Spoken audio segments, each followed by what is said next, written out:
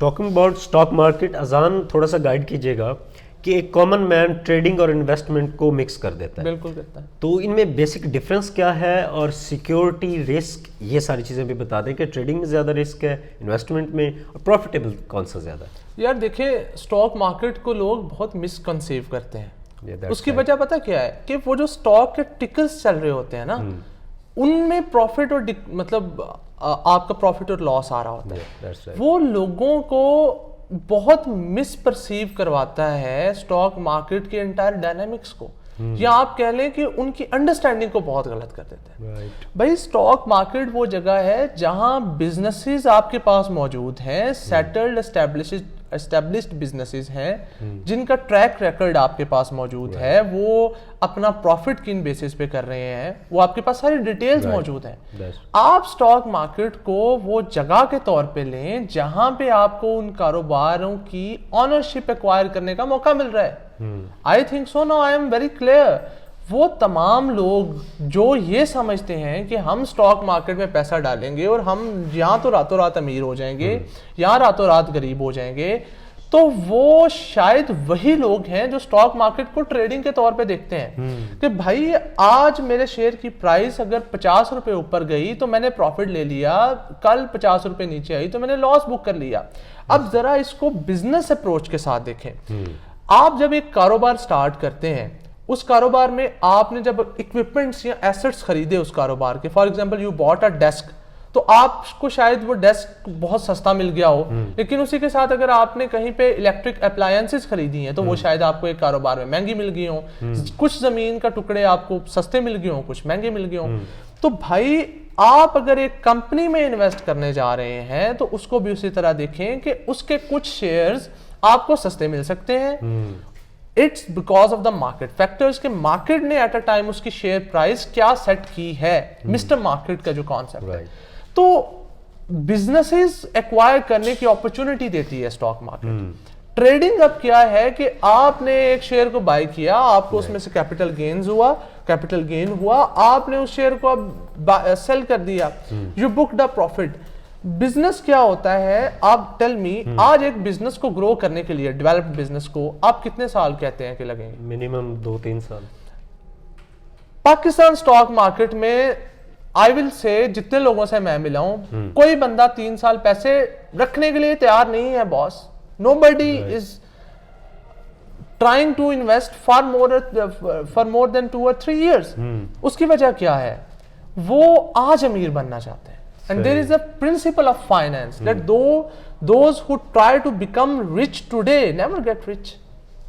लेकिन जो सोचते हैं for the tomorrow और they try to generate wealth, that's the concept of investment जो यहाँ पे आता है। Exactly। कि आपने अब बिजनेस में इन्वेस्ट किया, आपने अब बिजनेस को ट्रेड नहीं किया, अब आप उस इन्वेस्टमेंट को लेके चलें 2-3 साल। सही। एक स्ट्रॉन्ग बिजनेस में, चाहे वो ग्रोथ बिजनेस है या वो एक कांस्टेंट अर्निंग देने वाला बिजनेस है, चाहे वो किसी मैच्योर इंडस्ट्री का बिजनेस हो, भाई उसको टाइम तो दो 2-3 साल, या एटलीस्ट 1 साल का टाइम दे दो, 2 साल का टाइम दे दो।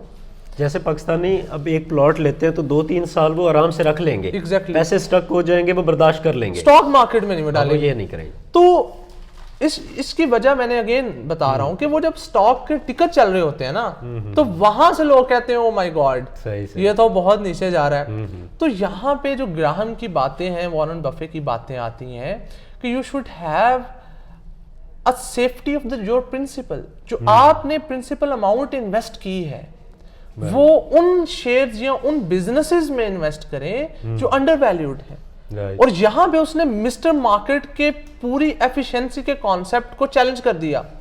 उसने कहा, और जो एक परसेप्शन है, and everybody will say, even I will say somehow, कि जो मार्केट है, मार्केट डिसाइड्स और मार्केट वर्क्स वेरी एफिशिएंटली। उस एफिशिएंसी की वजह से वो हर स्टॉक की प्राइस को उसके मुताबिक रिगार्ड कर देती है। लेकिन वॉरेन बफे की अप्रोच ये है कि no, market does not do this वे।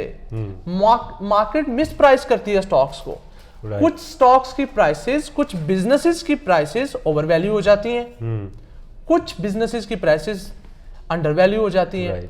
तो आर्ट इन्वेस्टमेंट का क्या है, और ये बड़ा सिंपल सा कॉन्सेप्ट है कि एक ट्रेडिंग की अप्रोच है कि buy low sell high, buy cheap sell dear, Rothschild maxim.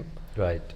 तो ये तो ट्रेडिंग का प्रिंसिपल हो गया। कहीं ऐसा नहीं कि पाकिस्तानी जो ट्रेडिंग है, इन्वेस्टमेंट है, ये ड्रामों से सीखते हैं और फिल्मों से सीखते हैं? ऐसे कि ही स्टॉक मार्केट का एक कॉमन मैन से पूछें तो वो कॉन्सेप्ट वो देगा जो आपको ड्रामे में नजर आएगा, फिल्म में नजर आएगा, उसका रियलिटी से ताल्लुक नहीं होगा। वो मेरे पास तुम हो में उन्होंने ये किया ना कि वो रातों रात अमीर करवा दिया और अगले को रातों रात गरीब कर दिया। आप मुझे बताएं कि एस्टेब्लिश्ड बिजनेस यहाँ तो वर्थ के क्वेक से तबाह हो जाए, हाँ बिल्कुल, यहाँ वो तो एक एंटायरली डिफरेंट स्टोरी है। हाँ। कैसे हो सकता है कि आप 3 दिन में आपको पता चला यू आर बैंकरप्ट? भाई आप बैंकरप्ट तब होंगे जब आपके कैश फ्लो स्टक हैं, तो वो 1 साल से स्टक हैं, 6 महीनों से स्टक हैं, you are very well aware of that कि भाई मेरे पास कैश फ्लो जनरेट नहीं हो रहे। या ऑन द अदर हैंड आपको कोई ऐसा डिजास्टर आ गया है कि आपके पूरे एसेट्स ही खत्म उसने कर दिए हैं, या अगर आप के पास फाइनेंसिंग डेप्ट की बहुत ज्यादा थी और वो आप पे बैक नहीं कर रहे, you are defaulting in that case, तो वो भी आपको बहुत पहले से पता होता है भाई मैंने अपनी फाइनेंसिंग इस हवाले से की है, रेवेन्यू मेरे पास जनरेट नहीं हो रहा। तो भाई स्टॉक मार्केट में कोई बंदा रातों रात अमीर नहीं होता, ना ही रातों रात गरीब होता है। और इसका मैं अगर आपको बता दूं कि एक फाइनेंशियल स्टेटमेंट में फॉर एग्जांपल एक क्वार्टर की अर्निंग बहुत अच्छी नहीं आई फॉर एग्जांपल कंपनी को, ऐसा होता है। आप रिफाइनरी सेक्टर को देखें तो या शुगर कंपनीज को देखें तो उसमें ये होगा कि 1-2 साल के रिजल्ट्स आपको बहुत अच्छे मिलेंगे, लेकिन अगले ही साल आपको लॉस भी वहां पे नजर आएगा। तो इसमें ये होता है कि आप एक दिन के अंदर एक स्टॉक की प्राइस 7.5% ही कम हो सकती है और 7.5% ही ऊपर जा सकती है। इसको लोअर लॉक और अपर लॉक का कॉन्सेप्ट में सर्किट ब्रेकर आप कह लें। तो 7.5% का डिक्लाइन अगर स्टॉक में एक दिन में हो रहा है तो क्या आप इसको कहते हैं कि a business is gonna to become bankrupt? ना। या आप 7.5% के डिक्लाइन से रातों रात गरीब हो जाएंगे? वो आज डिक्लाइन हुआ है तो कल ऊपर भी जाएगा, ऊपर भी जा सकता है, या अगर वो कांस्टेंट भी डिक्लाइन होगा तो रातों रात तो नहीं, एटलीस्ट वो होगा। और अगेन वही कि रातों रात ऐसा वाला सीन नहीं है।